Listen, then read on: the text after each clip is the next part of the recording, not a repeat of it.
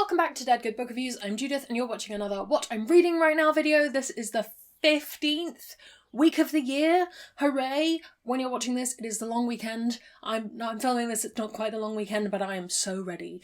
I'm so ready. Let me talk you through what I've been reading, what I'm gonna read, what new releases are there this week. All of the above. I've left a whole bunch of books downstairs that I'm just not going to go and get, so thank you, Editing Judith, for putting the covers in. I think last time we talked I just finished The House of Always. Am I wrong? Possibly. But I finished The House of Always. There's a dog coming to visit. One moment. This is going to be a mess. So I finished The House of Always, and then I finished two things since then, which is not great for a week worth of reading, I'll be honest, but I've been just feeling so totally wiped out that it's just not been doable for me. But I finished The Grace of Kings, the first book in the Dandelion. Alright, okay, you can go.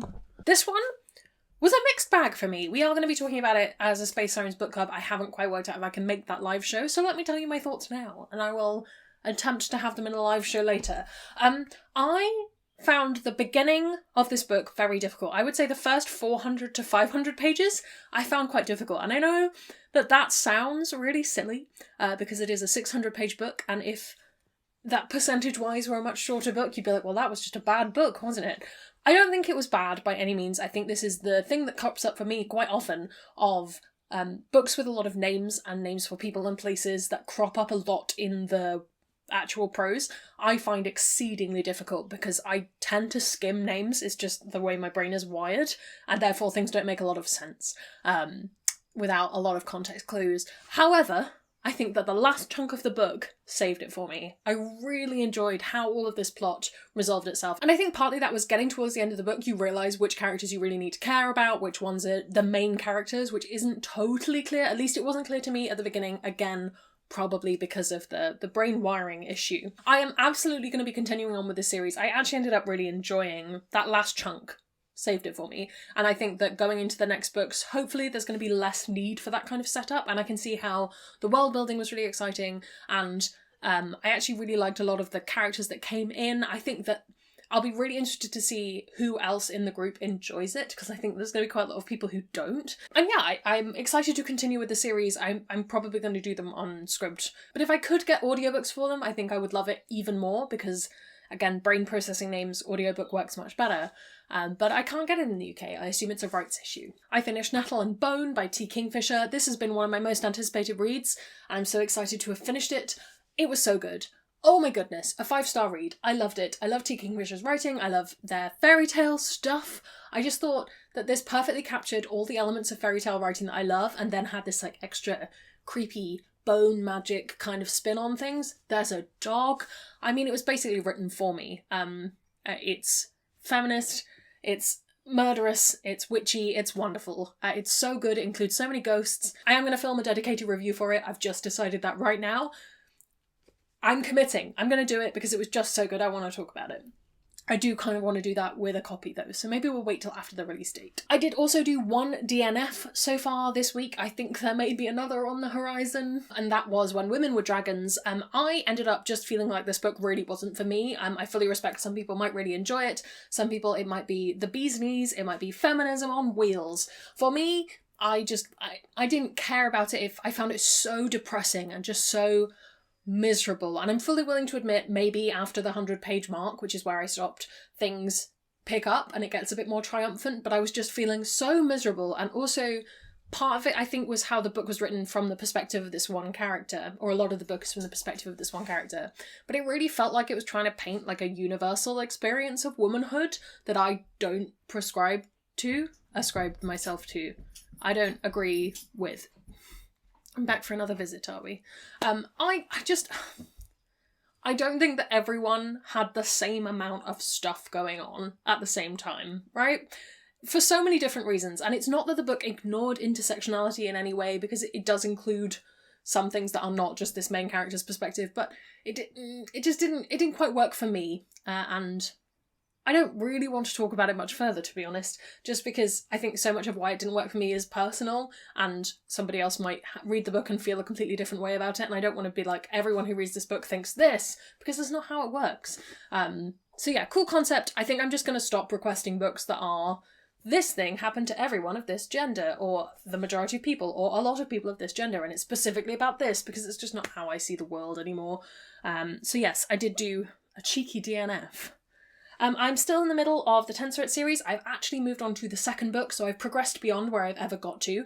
So I am on, I can't remember what the second book is called, so let's look it up. So I'm currently on The Red Threads of Fortune, which is the second book, which is from a different perspective to the first book. I'm enjoying it loads more than the first book. I think it just has a little bit more emotion to it that I think the first book for me personally didn't have, and maybe that's what you relate to more, but I'm really loving seeing a different side to this story, and it's a good time. And also I haven't finished Animorphs 35 yet, but I'm getting to it.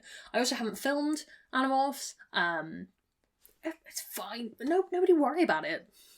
Still to read this week, I have Saint Death's Daughter. This might be a DNF for me. I think if I don't get to 100 pages by the end of the week, I'm going to do either a soft DNF or a full DNF, because I just need to decide when a book is holding me back.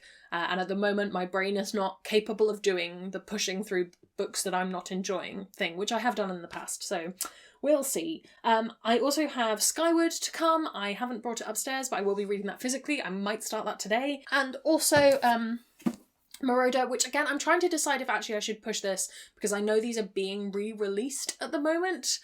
I can't decide. This is a very old edition. Fun fact about this, which will come up in the review video eventually, this was actually the first physical book I ever received from an author, and it holds a special place in my heart as a result. But yeah, I might pick it up. I might read it anyway, because even in a re-release, I don't know. I assume not a huge amount would change in terms of the actual plot. Maybe, we'll see. And then next week I'm continuing on with Starsight. I have a Far Wilder Magic to get to, which I'm really excited for. I'm going to read The Stardust Thief, which was some book mail that I talked about the other week. And if I read Moroder, I will read the sequel to that as well. I'm feeling excited about next week's reading. The rest of this week, it's going to take some dedication to get through. But I have the dedication, and it is a long weekend this weekend, so I'm hoping I can just get some rest, get myself back in gear for reading, which I really feel like I haven't been in recently. Right, new releases. What's out this week?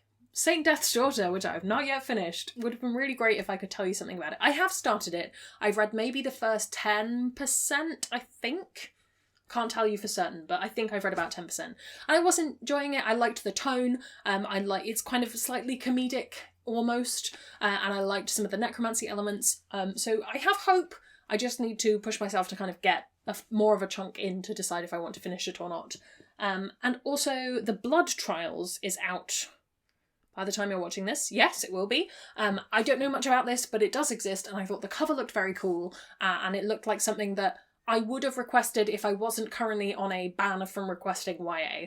I'm trying to be very good about what I do and don't request. So yes, that is currently everything that I've got going on, or that's coming out, that's on my radar. I have just filmed, and it's uploaded on Patreon if you're one of my patrons, the new releases for July through September, and I'm really excited about some of those. So it's starting to get me a bit more keen for reading again, partly because I want to clear the decks a bit so that I can actually get to some of that September fantasy goodness. But real talk, I do think my brain has not been in a great place recently, and one of the first things to slip is always by reading, just because I don't have the focus that I normally have. So I am back to relying very much on audiobooks, and also on just like intentionally reading. I think sometimes I can have phases where I'll read 5 books and it'll feel like no time at all has passed, whereas at the moment I'm definitely feeling every page I have to really like dial myself in and focus and put my phone in another room and use all those tips and tricks.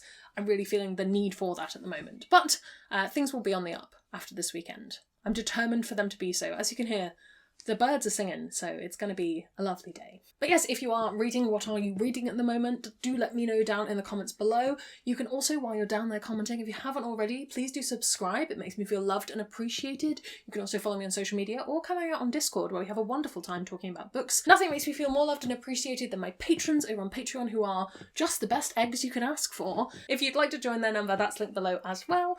Thank you so much for watching. That's all from me, and I will see you in the next one. It's gonna be some bloopers now. And we did it before the camera battery died and everything! Like pros.